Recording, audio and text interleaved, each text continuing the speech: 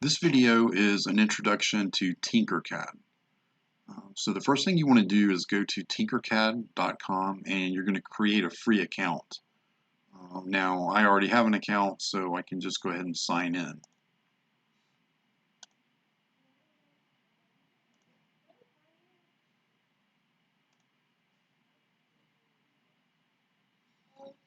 Okay, so now that we've created an account and we've signed in, we're going to go to circuits. Okay, so there's different options over here, but we're going to start with circuits. And you can see I've got a couple here, or maybe a few, but let's go ahead and just create a new circuit. So we're going to create a new circuit, and Tinkercad will give it kind of a unique name here. I'm just going to leave that name for now. And the first thing I'm going to do is I'm going to come over to where it says components, where it has basic, and I actually want to go ahead and just list all components. So instead of just basic, I'm going to list all the components. Even though we're only going to be using a few components, we're going to be using resistors, and we're going to be using a breadboard, which is here. So I'll go ahead and left click and drag my breadboard, and we're going to be using a power supply and multimeter. So let's go ahead and create just a basic series circuit consisting of just resistors. So the way you want to place a component is you left click and drag. So using your mouse, you want to left click and drag and place the component. Okay. Now, if you want to zoom in and out, you can use your mouse wheel to zoom in and out. And if you want to rearrange a component, you can left click and drag. And in this case, I need to rotate this, because you can see that right now the resistor is shorted out because these are all connected vertically. So I'm going to use the R key to rotate it, and this is much better. So now I've got this resistor that is placed in a proper orientation. Now, one of the neat things here is when you hover your mouse, you can see all the connections. You can see that this rail is all connected, this rail is all connected, these vertical columns are all connected, and same thing on the bottom rail is connected here, and these vertical columns are connected, and they're separate from these up here. So this gap in between separates say column 19. These are all connected, but then these are connected here, but they're not connected to this top one. So there's an isolation here. Okay, so let's we're going to do a simple just 4 resistor. So let's left click, drag, and rotate. And let's connect this resistor by putting it here. So now you can see that this resistor terminal 2 is connected to terminal 1 of this resistor. And let's grab a couple more, and we'll rotate and place that guy there, and one more. Rotate and place there. Now we have a series circuit. So we've got resistor 1, terminal 2 connects to resistor 2, terminal 1, resistor 2, terminal 2 connects to resistor 3, terminal 1, resistor 3, terminal 2 connects to resistor 4, terminal 1, and that is it. Okay. Now we want to give these resistors some values. So let's left click the resistor, and this is by default it's 1 kilo ohm. I'm going to make this ohms and change this to 820, so it'll be 820 ohms. And notice what happens, the the color code changes. So when you type in the value, it updates the color bands of the resistor.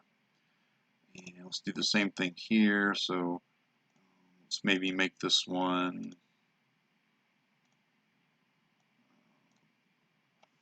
220. So 220. Let's make this one. Let's leave this one at kilo ohms, and let's make it say 1.2.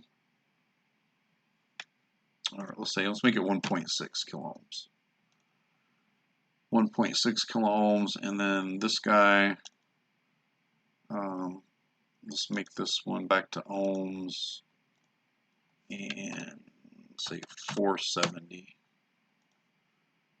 So we've got 820, 220, 1.6K, and 470.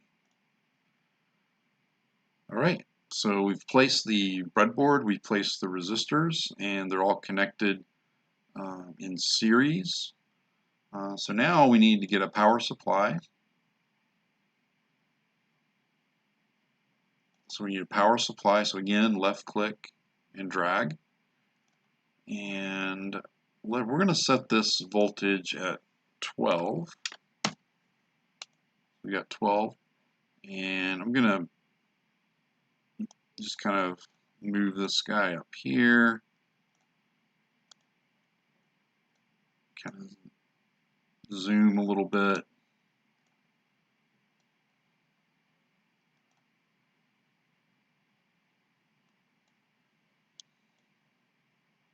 All right, that's good there. Okay, so what I want to do now is I'm going to actually connect the power supply to, I'm going to connect the positive to the positive rail, the negative to the negative rail, and then run a wire to the circuit for both the positive and negative. So let me go ahead and do that. So the way you place wires is just left click, and you can see there that the end point of the wire becomes a square, and you can see how that rail is all highlighted. So that's where I want to connect it. So I'm just left click and then change this to red just to show that it's power. Okay, and we're going to do the same thing with the negative, but we're going to bring this to the top rail and change this to black. Okay, so now I'm running my positive to the positive rail, my negative to the negative rail, and now I need to bring this over and connect the positive to this column, column 5. I'm going to change this to red, and same thing on this side. I'm going to connect this to the negative and change that to black. And that's it. That is it. So we've created a series circuit, and we have power. So let's go ahead and start simulation. Okay. You can see here that it's 12 volts, which is what we set it to, and this circuit is drawing 3.86 milliamps, and so that tells us what the total current is. But what we really want to look at are the individual voltage drops. So for that, we're going to need a meter, a multimeter. So we're going to grab this multimeter, bring it over here, and for the mode, we want to keep the mode to be voltage because we want to measure the voltage drops across each resistor. So we go ahead and connect these. So let's grab positive of the meter, and we want to connect that to the higher potential, which will be the left side of this resistor. Okay, and straighten that up a little bit. like so.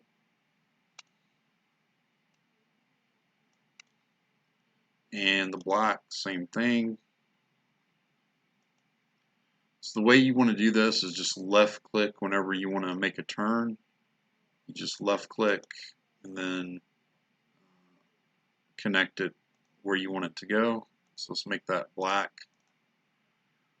So now I've got the positive of my multimeter connected to the left side of resistor 1, the negative connected to the right side of resistor 1. So now I can go ahead and simulate, and you can see that I've got a 3.16 volt drop. I'm going to go ahead and record that 3.16 drop. The reason I'm doing that is because when I'm finished, I want to add them all up to make sure I get 12 volts to satisfy Kirchhoff's voltage law. So let's go ahead and stop simulation, and I'm going to left click on this wire and then hit delete. Same thing here. Now I'm going to connect this to resistor 2. So resistor 2, we're going to make that red, and connect the black. Connect the black to the other side of resistor 2. So I'm going to make that wire black. So the colors of the wires are just for visual purposes. It's has nothing to do with the operation of the circuit or the measurements. Let's go ahead and run the simulation. Now this one's only 849 millivolts, so 849 millivolts will be 0.849 volts. Stop simulation. Delete the wires. Now we're going to connect to resistor 3. So here's resistor 3. That red. Left click here. Pull that over a little bit. And left click.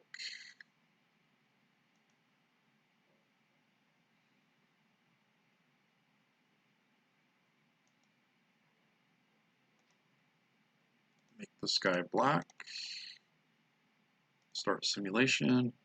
6.17 volts.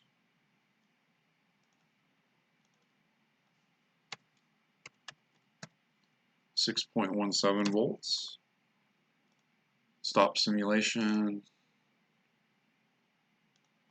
Delete wire. And finally,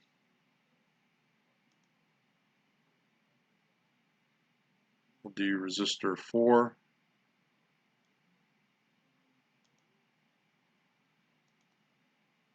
So make that red.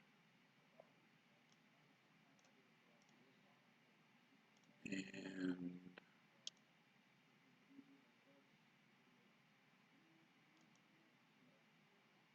connect to the other side. So now I've got the red connected to the terminal 1 of resistor 4, and the black is connected to terminal 2. Start simulation. Get 1.81 volts. Okay, so let's add these up. 3.16 plus 0.849 plus 6.17 plus 1.81. We got 11.989 volts. So that's very, very, very close to 12. So we're off by 11 thousandths of a volt. So that's what, 11 millivolts out of 12 volts. So it's very, very close. It's essentially 12. Okay, so we've we're done. Now, one other thing you can do is you can also measure current using the meter. It's a little more tricky because to measure current, you have to actually break or open the circuit and insert the meter in series. Now, when you're measuring voltage, the circuit stays intact, and you just basically place the meter in parallel with whichever component that you want to measure the voltage across. But for current, you've got to actually um, alter your circuit by opening the circuit. Now I could open it here, here, here, here, here. I can open it at any point. It's a series circuit, so it's going to have the same current. But probably the easiest is just to go ahead and open it right here at the start. So I'm going to delete this wire, and I'm going to run a wire directly to the meter.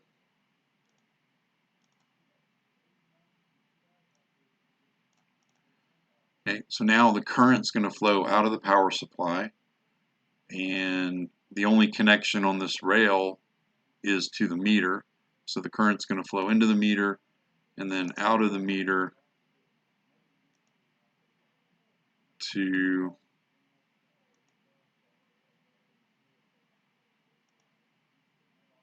the start of the circuit.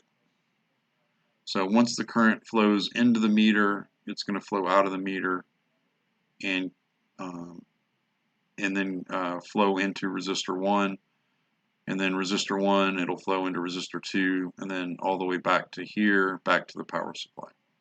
And the other thing is we've got to change this from voltage to amperage.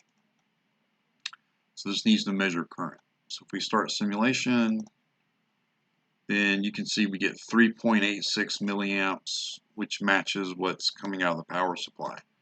So we've got 3.86 milliamps flowing into the circuit and flowing through the circuit and then back to the power supply. Okay, I think that's good for this video. This is just a quick introduction to just a basic DC circuit with resistors in Tinkercad, and it's actually pretty useful. This shows you how to place components on a breadboard like you would do in an actual physical laboratory, and connect up a meter and a power supply. So that will finish this video, and I hope that you found this useful.